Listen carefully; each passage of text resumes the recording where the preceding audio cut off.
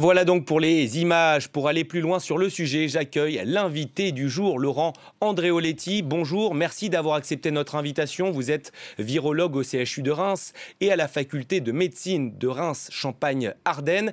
La Commission européenne vient donc d'annoncer un accord avec Moderna, l'américain, vaccin qui, selon ses données provisoires, serait efficace à près de 95%. On peut le dire, on en peut enfin entrevoir le bout du tunnel ici en Europe ? Oui, bonjour. Effectivement, donc ce sont des nouvelles encourageantes qui montrent que la vaccination, les candidats vaccins sont en avance et que nous aurons des possibilités de vacciner dès le mois de janvier en fonction, comme vous l'avez montré dans votre reportage, en fonction de la stratégie qui sera adoptée par la Task Force. Alors justement, qui vacciner en premier? On l'a dit, il y a évidemment les personnes à risque, les 3 millions de soignants. Qui vacciner en premier? Bah, écoutez, de toute façon, le nombre de doses sera limité au tout départ, donc il faudra choisir. Le choix, c'est les personnes en première ligne, les soignants, et deuxième élément, les personnes les plus fragiles, les plus âgées et les plus fragiles, qui payent le plus lourd tribut contre la Covid-19. Autre question importante aujourd'hui, évidemment, c'est qui pourra être en capacité de vacciner? On le sait, les médecins traitants veulent en être. Une demande légitime, selon vous? Oui, tout à fait. Je pense que la médecine générale a son rôle important à jouer dans la stratégie de vaccination, dans cette lutte contre la Covid-19.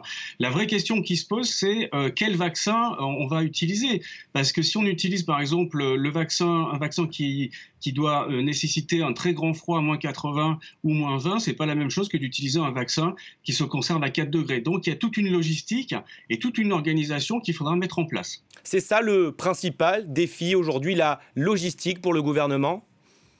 Alors, il y a deux défis, je pense, hein. Le premier, c'est quels vaccins vont obtenir les autorisations européennes, puis les autorisations nationales de mise sur le marché d'utilisation par l'HAS. Ensuite, déploiement des vaccins et stratégie de vaccination selon un calendrier qui doit être défini. Il faudra évidemment être efficace pour ne pas qu'il y ait de réticence ou de rétropédalage sur le choix du vaccin, et le calendrier qui sera mis en fonction et programmé dès le début de l'année 2021. Vous comprenez justement cette méfiance d'une grande partie des Français vis-à-vis de de ces candidats vaccins efficaces à plus de 90%, vaccins créés en moins d'un an. Ils suscitent des inquiétudes, vous les entendez aujourd'hui? Oui, tout à fait. Donc, il est tout à fait normal que les gens soient prudents. On a déjà eu, effectivement, la population a déjà eu les problèmes avec l'accès aux masques. On a eu des problèmes de gestion de tests, donc effectivement, il y a des questions qui se posent. Et n'oublions pas que la réticence à la vaccination ne date pas d'aujourd'hui. On voit très bien en fait que le taux de vaccination avait en général chuté en France et il a fallu une loi pour rétablir la vaccination contre 11 pathogènes dans la petite enfance. Donc tout ça demande, on va dire, des informations et aussi beaucoup de pédagogie pour pouvoir arriver à quelque chose d'efficace. On va faire un peu de fiction. Imaginons que nous sommes dans 2 mois. Un patient, un malade se présente dans votre cabinet. Qu'allez-vous lui dire pour l'inciter, pour l'encourager à se faire vacciner? Alors moi, je n'ai pas de cabinet avec des consultations, mais la question va se poser de toute façon. Alors un patient, en fait, le but de la vaccination, il peut être double, hein. Donc il y a une vaccination qui va permettre d'éviter d'aller vers la forme Covid grave, et la vaccination, en fait, qui va prévenir la transmission dans la population.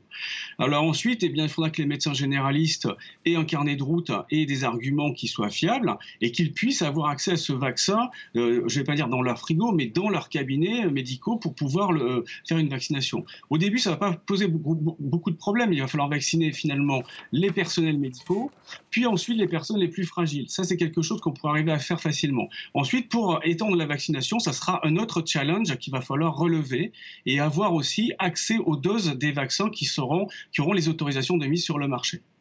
Comme une grande partie des Français, on imagine que vous serez devant votre télévision ce soir à 20 h, allocution du chef de l'État, Emmanuel Macron, qui devrait annoncer un allègement du confinement. Pourtant, les chiffres sont toujours mauvais en termes de patients en réanimation, mais aussi en termes de nouvelles contaminations quotidiennes. Vous estimez que le déconfinement ne doit pas intervenir tout de suite et surtout qu'il soit progressif ?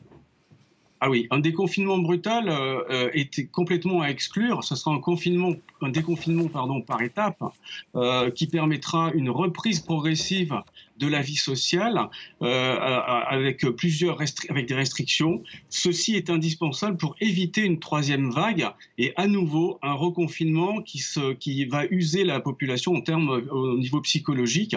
Et comme vous l'avez dit dans le reportage précédent, concernant la Suède ou d'autres pays, il y a un impact psychologique sur les gens avec des dépressions, avec une diminution de l'activité sociale dans le pays. Donc ça, c'est des choses dont il faut tenir compte.